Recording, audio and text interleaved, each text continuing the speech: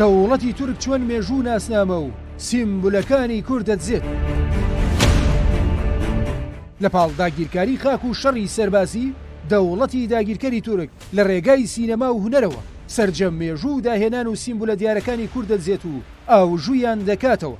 لە دوایین هەوڵدانیدا لە ئەڵقەی یەکەمی زنجیرەی تورکی ڕزگارکەری قودسدا سەرکردەی دیار و مێژووی کورد سەلاحەدینی ئەیوبی دەکەن بە کوڕی نورەدین زەنگی کە ئەتابەکی تورکە. ئەبوو مزەفەر یوسفی کوڕی نەجمەدین ئەیوب کوڕی شادی فەرماندە و جەنگاوەر و سەرکردەی دیار و مێژووی کورد ناسراو بە سەلاحەدینی ئەیوبی بە گوێرەی سەرچاوە مێژوویەکان لە ساڵی 1937 زاینی لە شاری تکریک لە عێراق لە خێزانێکی کورد لەدایک بووە و بەڕەچەڵەک کورد پاشان چووەتە شاری موسڵ و دواتریش بەرەو شام کۆچی کردووە. سەلاحەدینی جەنگاوەری کورد ڕزگارکەری قودسە لە دەست خاچپەرستەکان و دامەزرێنەری دەوڵەتی ئەیوبی بووە. یەکەم سوڵتان بوو کە دەسەڵاتی بەسەر سووریا و مسردا هەبێت بە یەکەوە. جەنگاوەر و سەرکردەیەکی گرنگی سەردەمی سێیەم جەنگی خاچپەرستەکان بوو. سەرکردایەتی سوپای مسلمانانی دەکرد. دەوڵەتەکەی بریتی بوو لە مسر تا میزۆپۆتامیای ژوور و حیجاز باشووری عەرەبستان و ناوچەی نەوبە. ڕزگارکەری ڕاستەقینەی قودس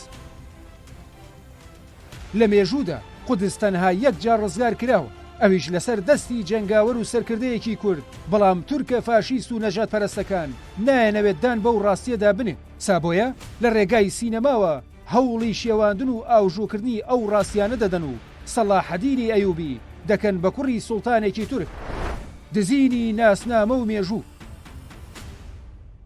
وەک چۆن لە ساڵانی ڕابردوودا خاکی کوردانیان داگیر کرد و تا ئەمڕۆژ پێی دەڵێن تورکمان ئیلی و قاوەی کوردیان دزی و ناوێن لێنا قاوەی تورکی. لە ساڵانی هەشتا بەدواوەش لە ڕێگای تاتڵی ساس و هاو ئاوازەکانیەوە چەندین ئاواز و گۆرانی کوردیان دزی و کردیان بە تورکی. بەم دوایانش لە فیلمێکی سینەماییدا کەرکووک و مسڵی کوردانیان وەک دوو شاری تورکی و عوسمانیەکان ناسان. لە کۆتا سیناڕۆژدا لە ئەڵقەی یەکەمی زنجیرەی تورکی ڕزگارکەری قودسدا سەرکردەی دیار و مێژووی کورد سەلاحەدینی ئەیوبی دەکەن بە کوڕی نورەدین زەنگی کە ئەتابەکی تورکە و کورد وەتەنی بە خوێی چێشتیش ڕەچەڵەکیان ناگاتەوە بەیەک.